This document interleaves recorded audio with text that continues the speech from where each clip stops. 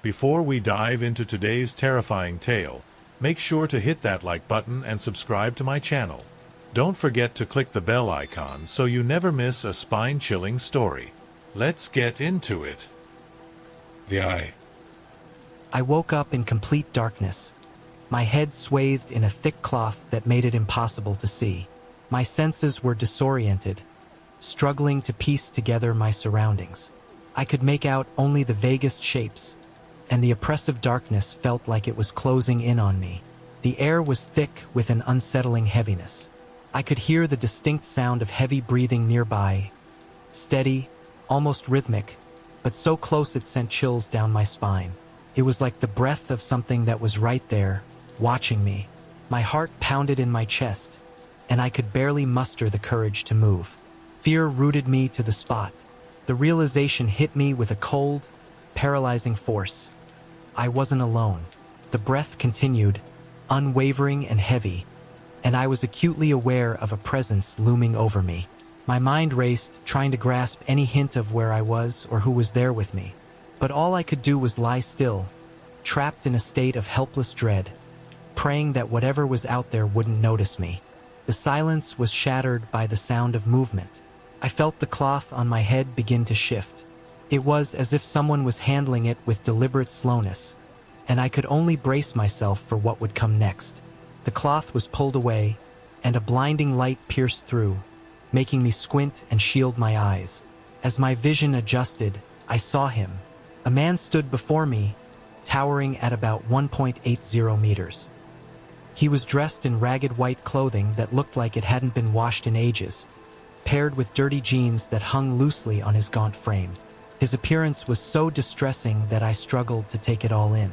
His face was covered in grotesque boils, each one oozing and inflamed, adding a sickening texture to his pallid skin. His eyes were the most unsettling part, vacant and hollow, as if he was perpetually staring into an abyss. There was no spark of recognition or emotion, just an empty, unseeing gaze that seemed to pierce through the very fabric of my soul. The sight of him was enough to make my breath hitch. His presence was menacing, and the look on his face was one of disturbing detachment. It was clear that he was not merely a physical threat, but something far more unnerving, an embodiment of fear itself. My throat was dry, each breath coming in shallow gasps. I managed to muster enough strength to speak, though my voice came out as a mere whisper, trembling with fear. "What do you want?" I asked, my heart racing. There was no response, no sound other than the heavy, rhythmic breathing that filled the air.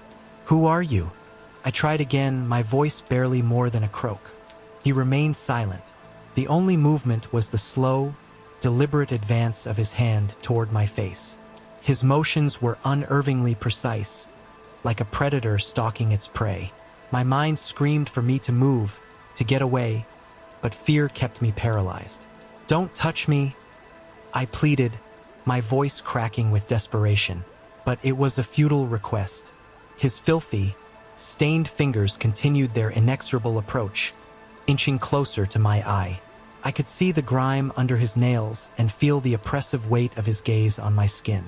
Each slow, deliberate motion of his hand made my panic escalate.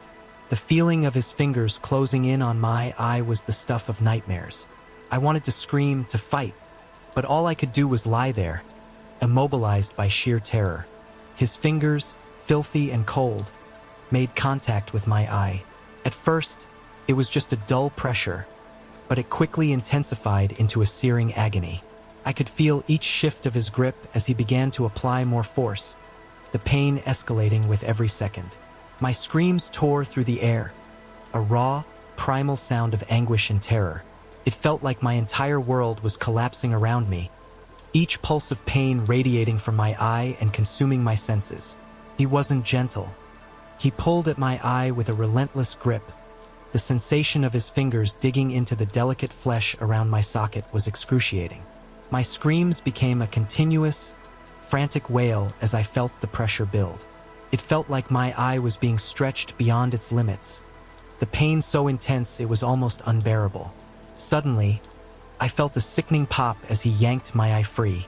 The world blurred as tears streamed down my face, my vision clouded by sheer horror. I was forced to watch, paralyzed with shock, as he held my eye in his hand. The sight of it, my own eye still glistening and full of terror, was too much to process. The man's vacant stare never wavered as he brought my eye up to his mouth. The moment seemed to stretch into infinity. I could see every detail, every grotesque inch of the scene before me. He bit down with a sickening crunch, the fluid from my eye spilling down his chin as he chewed. The sound of him eating my eye was etched into my mind, a grotesque, gnawing reminder of the horror that had unfolded. The world tilted into a haze of pain and disbelief as my screams grew weaker, the reality of my situation settling into a dark, overwhelming abyss. I watched, horrified, as he took my eye and placed it in his mouth. His lips, smeared with the remnants of my tears and blood, stretched into a grotesque grin as he began to chew. The eye, once a part of me, was now nothing more than a ghastly morsel to him. He chewed it slowly with a sickening crunch, as if savoring the taste. The fluids from my eye seeped out, dripping down his chin and staining his already filthy clothing. The sound of him chewing was like nails on a chalkboard, a relentless and nauseating rhythm that echoed in my ears. Each crunch was a brutal reminder of what he was doing, and I could almost feel the pressure on my own eye as he bit down. It was a sound that pierced my sanity, a grotesque symphony of horror that replayed over and over in my mind. The image of his vacant, emotionless stare as he chewed was etched into my memory, an endless loop of fear and revulsion. As he continued, I could do nothing but watch, paralyzed by the sheer terror of the moment. My screams had faded into a hollow echo, swallowed by the overwhelming horror of what was happening. The image of him, with my eye in his mouth and the fluids dripping from his lips, became a nightmarish vision that haunted me with every waking moment. The gruesome act of consumption was seared into my consciousness, an unending reminder of the nightmare I was trapped in. The notes. I had just moved into a charming but slightly run-down duplex on the outskirts of town. It seemed like the perfect place for me, quaint, affordable, and located in a quiet neighborhood that promised a peaceful escape from the hustle and bustle of city life. The rent was surprisingly low, which was a major plus, and the surrounding area had a calm, almost nostalgic feel to it. When I first saw the place, I was thrilled. The old-world charm of the house, with its creaky wooden floors and vintage wallpaper, felt inviting. It was exactly the kind of home I had been dreaming of. The neighborhood was serene, and I loved the thought of having a bit of peace and quiet after a long day at work. There was one small detail that didn't quite add up, though. The previous tenant had left in a hurry, but I brushed it off as nothing more than a personal issue. It didn't seem like something worth worrying about. I was eager to settle in and start this new chapter of my life, and the little quirks of the house seemed like they would only add to its character. One night, I was jolted awake by a soft, rhythmic tapping sound. It was coming from downstairs, like someone was walking around, or maybe even trying to get in. My heart raced as I lay there, straining to listen. The noises eventually stopped, and I tried to calm myself down, telling myself it was probably just the house settling, or maybe the pipes making strange sounds. When morning came, I found all the kitchen cabinets wide open. I had no recollection of leaving them that way, and it felt like a bizarre coincidence. I tried to brush it off as a result of my sleepwalking, or some sort of absent-mindedness on my part. After all, it wasn't uncommon for me to forget little things in the haze of exhaustion. But deep down, the incident unsettled me. The following morning, as I was making breakfast, I discovered a handwritten note on the kitchen counter. It simply said, "Leave." I immediately thought it might be a prank from a neighbor, some sort of misguided joke. It felt so out of place that I almost laughed it off. Still, the message gnawed at me, and a sense of unease began to settle in. Over the next few days, more notes appeared, each with a different warning. They ranged from, "You're not welcome here," to "Leave while you still can." The handwriting varied, as if several different people were writing them. I started to feel increasingly uncomfortable. It was no longer just a strange joke. It felt like a deliberate, coordinated effort to unsettle me. The notes became a constant reminder that something was off, and I couldn't shake the growing feeling of being watched. Feeling increasingly unnerved, I decided to take precautions. I began locking my bedroom door each night before going to bed, hoping it would provide me with some sense of security. However, one morning, I was shocked to find my bedroom door wide open. I was certain I had locked it before going to sleep. It sent a shiver down my spine. To make matters worse, I discovered a new note tucked underneath my pillow. The handwriting was disturbingly similar to my own. It read, "I'm still here." I felt a chill creep over me. It was as though someone, or something, was playing a cruel game, using my own hand against me. Desperate for answers, I decided to install a camera in the living room to catch whoever was behind these disturbances. I set it up and hoped it would finally provide some clarity. The next morning, I anxiously reviewed the footage, expecting to see an intruder or some explanation for the strange happenings. To my horror, the footage revealed me entering the living room in the middle of the night. I watched in disbelief as I opened the kitchen cabinets, took out a note, and placed it on the counter. I had no memory of doing any of this. The realization hit me like a ton of bricks. I was acting out these bizarre events while I was asleep. The line between reality and nightmare was blurring, and I was left with more questions than answers. Terrified and desperate for answers, I approached my landlord with the recordings from the camera. I showed him the footage, hoping he could provide some sort of rational explanation. His reaction was immediate and chilling. He turned pale and seemed visibly shaken as he confessed that the previous tenant had experienced similar disturbances. According to him, she had left abruptly in the middle of the night, fearing for her sanity. His confession did little to reassure me, only deepening the sense of dread that had been mounting.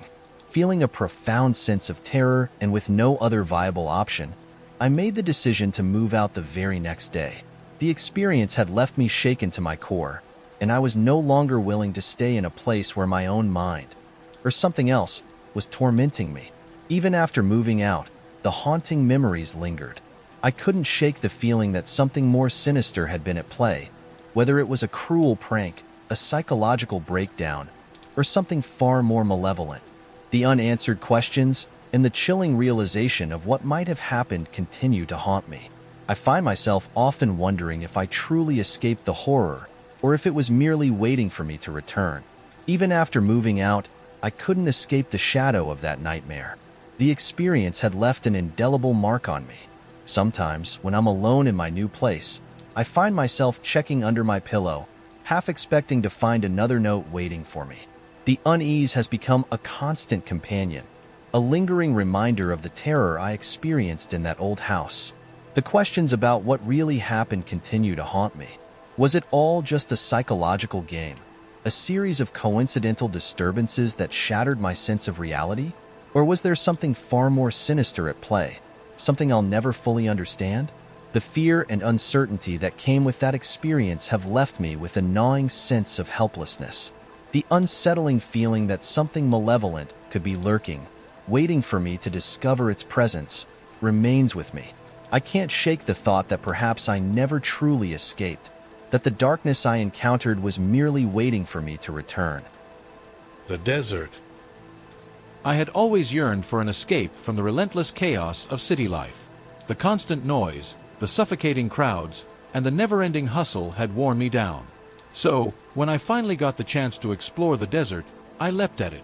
I had heard so much about its vast, serene beauty, and I was eager to experience it for myself. From the moment I set foot on the endless stretch of golden sands, I felt an overwhelming sense of freedom.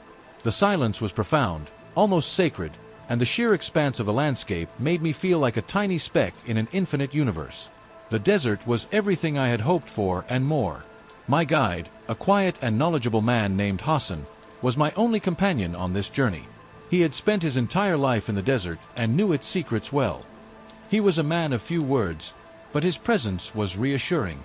On our first day, as we set up camp, Hassan gave me a peculiar warning. "Whatever you do," he said, his voice solemn and eyes serious, "never write your name in the sand." I didn't understand the significance of his warning, but I nodded in agreement. After all, who was I to question the wisdom of someone who had survived in this harsh, unforgiving environment his entire life? With that, we began our exploration of the desert. Each day, Hassan would take me to breathtaking locations. Towering dunes that seemed to touch the sky, hidden oases with crystal-clear water, and ancient ruins that whispered tales of a long-forgotten past. At night, under the canopy of countless stars, I would sit by the campfire, feeling a peace I had never known before. The desert was both beautiful and perilous, a place where life could be snuffed out in an instant if you weren't careful. But with Hassan by my side, I felt safe, guided by his expertise and the unspoken bond we had formed. Little did I know that my journey into this beautiful, desolate land would soon take a terrifying turn. Every day in the desert felt like a dream. The sun would rise, painting the sky with hues of orange and pink, casting long shadows across the dunes. The heat would build, but it was a dry, bearable heat, not the oppressive humidity of the city. As the day turned to evening, the desert would cool, and a gentle breeze would dance over the sands, bringing a sense of calm that was almost otherworldly. One particular evening, after a day of trekking through the vast expanse, I found myself sitting on a soft patch of sand, watching the sun dip below the horizon. The sky was a canvas of brilliant colors, and I felt an overwhelming sense of peace. I started to absent-mindedly trace patterns in the sand, lost in the tranquility of the moment. Without thinking, I wrote my name. It was just a simple act, something I did out of habit more than anything else. As soon as I realized what I had done, I remembered Hassan's warning. A chill ran down my spine, but I quickly laughed it off. It was just sand, after all. I rubbed my name out, smoothing the surface until there was no trace of it left. The sun had set by then, and the desert transformed into a different kind of beauty. The sky was a deep, velvety black, dotted with an infinite number of stars. It was breathtaking. Hassan had prepared a simple but delicious meal, chicken, seasoned perfectly and cooked over an open flame. We sat by the fire, eating in comfortable silence, occasionally sharing stories of our lives. I told him about the city, the noise, the stress, and he listened with a kind of detached curiosity. As the night grew darker, the temperature dropped, and we retreated to our tents. The stillness of the desert night was profound, broken only by the occasional rustle of the wind against the tent fabric. I felt a deep sense of contentment and soon drifted off to sleep, the events of the day already fading into the background of my mind. I had no idea that my simple, careless act of writing my name in the sand would soon unravel the peace I had found in the desert. I woke up the next morning with the golden light of dawn filtering through my tent. The air was crisp and cool, a welcome respite before the day's heat would set in. After a quick breakfast, I decided to return to the spot where I had watched the sunset the previous evening. As I approached the area, I felt a strange sense of unease, though I couldn't quite pinpoint why. When I reached the exact spot, my heart skipped a beat. There, etched into the sand, was my name. The same name I had rubbed away the night before. I stood frozen, staring at the letters, perfectly formed as if I had just written them. A shiver ran down my spine, but I quickly dismissed it as a trick of the wind or my memory playing games. I knelt down and rubbed the sand vigorously, erasing my name once more.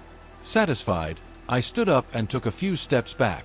But to my horror, the letters began to reappear, as if an invisible hand was tracing them back into the sand. Panic started to set in. I rubbed my name off again, this time using both hands, making sure to scatter the sand as much as possible. I stepped back, watching intently. It didn't take long. The letters emerged once more, as clear and precise as before. I had to tell Hassan. I ran back to our campsite, my heart pounding. Hassan was preparing our supplies for the day's journey when I burst in, breathless and frantic. "Hassan, you need to see this," I gasped. He looked up, his expression calm but curious. I led him back to the spot, my anxiety growing with each step. When we reached the place, I pointed to the sand. Hassan's eyes widened, and he took a step back, his face paling. "No, no," he muttered, shaking his head. He started shouting in his language, his voice rising with each word. His reaction terrified me. I had never seen him like this. Finally, he turned to me, his eyes filled with a mix of fear and regret. "I'm sorry," he said in English, his voice barely above a whisper. "Sorry? For what?" I asked, bewildered and scared. Hassan didn't answer. Instead, he continued to mutter under his breath, glancing around nervously as if expecting something, or someone, to appear. His behavior only added to my growing sense of dread. What had I done? Why was my name reappearing in the sand? And why was Hassan so afraid? I had no answers, only a sinking feeling that something was terribly wrong. The desert, once a place of beauty and peace, was starting to feel like a trap, and I was caught right in the middle of it. The rest of the day was a blur. Hassan was visibly shaken, and his usual calm demeanor was replaced by a frantic urgency. He kept muttering to himself, stealing glances at me with an expression that sent chills down my spine. I tried to talk to him, to make sense of what was happening, but he remained tight-lipped, his fear palpable. As the day wore on, my unease grew.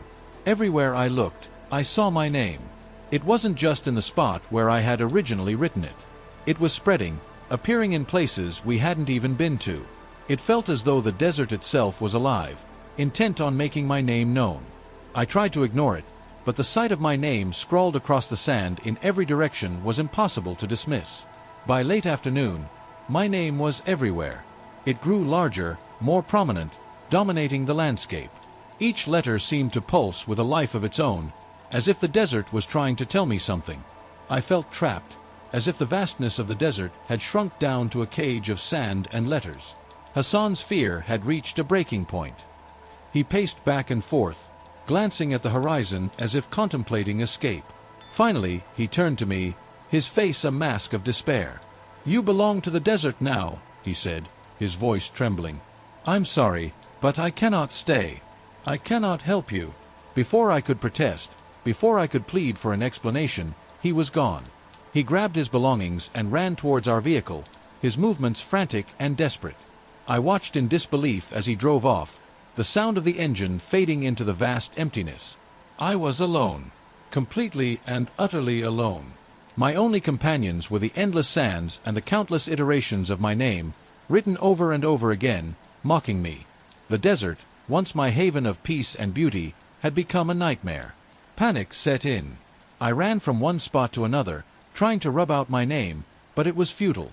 The letters reappeared almost instantly, as if taunting me. I screamed into the void, but my voice was swallowed by the unyielding silence. As the sun began to set, casting long shadows across the desert, I realized the full extent of my predicament. I was trapped, surrounded by my own name, etched into the sands of this desolate land. The weight of my situation pressed down on me, and a deep, primal fear took hold. I fell to my knees, the sand cool beneath my hands. The stars began to emerge, twinkling coldly in the night sky, indifferent to my plight. I could feel the presence of the desert's lost souls, those who had come before me, their names forever inscribed in the sands alongside mine. Hassan's parting words echoed in my mind. "You belong to the desert now." The full horror of my situation dawned on me. The desert had claimed me, and there was no escape. Night fell, and with it came a bone-chilling cold. The stars above shone with a relentless clarity, but their beauty was lost on me. All I could see, wherever I turned, was my name. My full passport name, now etched into the sand with a permanence that defied logic. It spread out in every direction, a testament to my folly. I tried everything to erase it. I dug deep into the sand, hoping to bury the letters. I scattered handfuls of sand over the writing, but nothing worked. My name would reappear, clearer and more insistent each time. My fingers bled from the effort, but the desert seemed to mock my desperation, its vastness echoing my futility. As the hours dragged on, exhaustion took its toll. I collapsed on the ground, my breath ragged and my body trembling. It was then that I began to see them. At first, they were mere flickers at the edge of my vision, shadows that moved with a life of their own. But soon, they became more distinct, apparitions of people, their faces etched with despair. They drifted towards me, silent and forlorn, their eyes filled with a sorrow that seemed to reach into my very soul. I could see their names written in the sand beneath them, just like mine. These were the lost souls of the desert, those who had made the same mistake I had. They were bound to this place, their identities forever etched into the sands of this forsaken land. I wanted to scream, to run, but my body was paralyzed with fear. The apparitions surrounded me, their presence a cold, suffocating weight. They did not speak, but their eyes conveyed everything: the hopelessness, the regret, the eternal torment of being trapped in this endless expanse. As the night wore on, the reality of my fate settled in. I was one of them now. The desert had claimed me, just as it had claimed them. There was no escape, no salvation. My name, once a simple mark of identity, had become my prison. The sands had woven it into their fabric, binding me to this place for all eternity. With the first light of dawn, the apparitions began to fade, retreating back into the shadows. But their presence lingered, a constant reminder of what awaited me. I sat there, numb and broken, staring at my name in the sand. It was clear now, more than ever before, that I was no longer just a visitor in the desert. I was a part of it, a ghost among ghosts, my fate sealed by the very act I had thought so insignificant. In the vast, silent beauty of the desert, I had found my solace. But in the same breath, I had also found my doom.